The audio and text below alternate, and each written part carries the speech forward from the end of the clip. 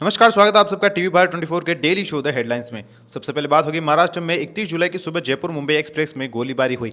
पालघर में हुई इस घटना में 4 लोगों की हत्या कर दी गई। मरने वालों में आरपीएफ के एक एएसआई और 3 यात्री शामिल थे। रेलवे पुलिस फोर्स ने चेतन नाम के एक कांस्टेबल ने अपने ही सीनियर्स पर गोली चला दी थी। साथ ही अलग अलग डिब्बों में गोलीबारी कर उसने 3 यात्रियों की हत्या कर दी। घटना के बाद जहां मृतक एएसआई के परिवार को मुआवजे का ऐलान किया गया, वहीं मृतक यात्रियों के घर वालों के मुआवजे का कोई भी ऐलान नहीं हुआ। न्यूज एजेंसी एएनआई ने ट्वीट कर बताया कि पश्चिम रेलवे में एएसआई टीकाराम मीणा के घर वालों के लिए मुआवजे का ऐलान कर दिया गया है। रेलवे सुरक्षा कल्याण निधि में उन्हें 15 लाख रुपए दिए जाएंगे और साथ ही टीकाराम मीणा के अंतिम संस्कार के लिए 20,000 रुपये का खर्च भी रेलवे उठाएगा। इसके अलावा उनके घर वालों को जनरल इंश्योरेंस की स्कीम के तहत भी 65,000 रुपये भी दिए जाएंगे।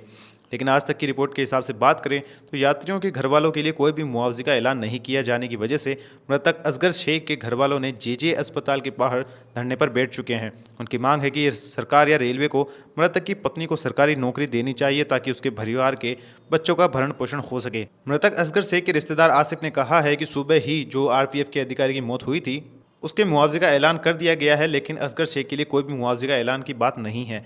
जब तक हम लोगों की मांग पूरी नहीं होती तब तक हम धरने पर यूं ही बैठे रहेंगे और शव को भी नहीं ले जाएंगे। वहीं अगली हेडलाइन की बात करें तो वो निकल कर आ रही है हाईकोर्ट से। मणिपुर के इशू को रिलेटेड मणिपुर हिंसा के मामले में सुप्रीम कोर्ट ने कई टिप्पणी की है। चीफ जस्टिस डीवाई चंद्रचूड़ ने मंगलवार को इस मामले में सुनवाई करते हुए कहा था कि हालात देखकर साफ नजर आ रहा है कि राज्य की स्थिति पुलिस नियंत्रण से बाहर है। मई में ही कानून व्यवस्था ठप है। सीजीआई ने आगे मणिपुर के डीजीपी को समन भेजा और जातीय हिंसा से जुड़े कई याचिकाओं पर अगली सुनवाई 7 अगस्त को पेश होने का आदेश भी दिया। सीजीआई ने इस दौरान हाईकोर्ट के पूर्व जजों की कमेटी बनाने की भी बात कही है। चूंकि मणिपुर में हिंसा के दौरान हुए नुकसान, मुआवजे और पीड़ितों के 162 और 164 धारा के तहत बयान दर्ज किए जाएंगे और इसकी तारीख का ब्यौरा भी निकलेगा। चीफ जस्टिस ने कहा है कि हम इस कमेटी का दायरा तय करेंगे। हम ये भी देखेंगे कौन सी एफआईआर की जांच सीबीआई के लिए सौंपी जानी चाहिए। हम ये भी जानते हैं कि 65,000 से भी ज्यादा एफआईआर की जांच सीबीआई को सौंपना असंभव है।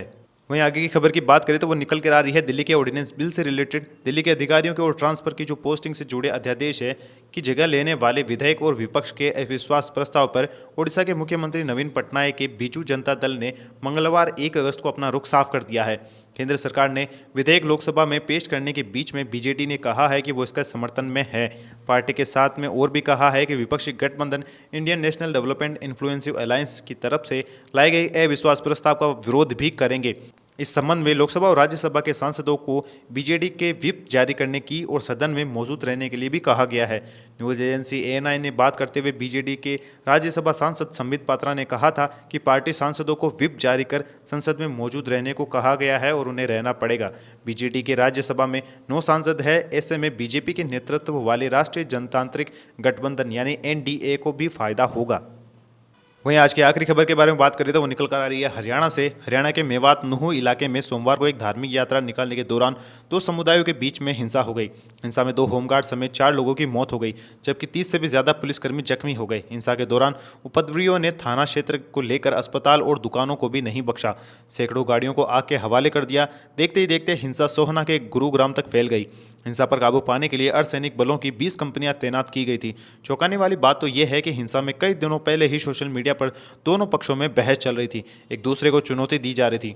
ऐसे में हरियाणा पुलिस पर भी सवाल उठ रहे हैं कि नूह जैसे संवेदनशील इलाके में जब ये सब हो रहा था तो पुलिस कर क्या रही थी। पूरे मामले की बात करें तो नूह में हिंदू संगठनों की तरफ से तय किया गया था कि ब्रजमंडल यात्रा निकाली जाएगी।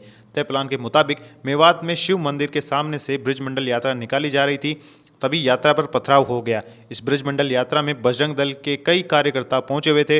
मोनू मानेसर ने पहले ही इस वीडियो शेयर करके इस यात्रा में अधिक से अधिक लोगों को पहुंचने की अपील भी की थी। इतना ही नहीं, मोनू मानेसर ने कहा था कि वो खुद भी इस रैली में शामिल होंगे। हालांकि मोनू मानेसर इस यात्रा में नहीं आए, लेकिन बिट्टू बजरंग के नाम से कथित तौर पर गोरक्षक के शामिल होने के से तनाव बढ़ गया। नूह में दूसरे पक्ष के लोगों ने जमकर बवाल काटा और पथराव किया। देखते ही देखते इलाके में पूरी तरीके से हिंसा फैल गई। नूह में पुलिस बल तक हिंसा पर काबू पाने के लिए कम पड़ गया। ऐसे में हिंसा प्रभावित क्षेत्र में गुरुग्राम से मेवात फोर्स भेजी गई। इस बीच हमलावरों ने मेवात और गुरुग्राम जा रही पुलिस की गाड़ियों पर भी पथराव किया। इस हमले में कुछ पुलिसकर्मी भी घायल हो गए, तो वहीं होमगार्ड नीरज थाना खेकड़ी दोला व होमगार्ड गुरु सेवक थाना खेकड़ी दोला की मौत हो गई। अन्य सभी घायलों को पुलिसकर्मियों और मेदांता हॉस्पिटल में भर्ती करा दिया गया है। इसके अलावा भीड़ में नूह में साइबर थाने पर भी हमला किया था, जहां पर तैनात पुलिस ने बताया है कि हजारों की संख्या में भीड़ थी। थाने के बाहर गाड़ियों पर तोड़फोड़ कर आगजनी भी की गई। भीड़ ने थाने का गेट भी तोड़ने की कोशिश की थी, जब नहीं टूटा तो बस ले आए। बस से थाने की दीवार को तोड़ी गई, इसके बाद पथराव किया गया। आज के वीडियो में बस इतना ही। मैं मिलता हूं आपसे फिर एक और वीडियो के साथ में, तब तक देखते रहिए टीवी भारत 24। जय हिंद, जय भारत।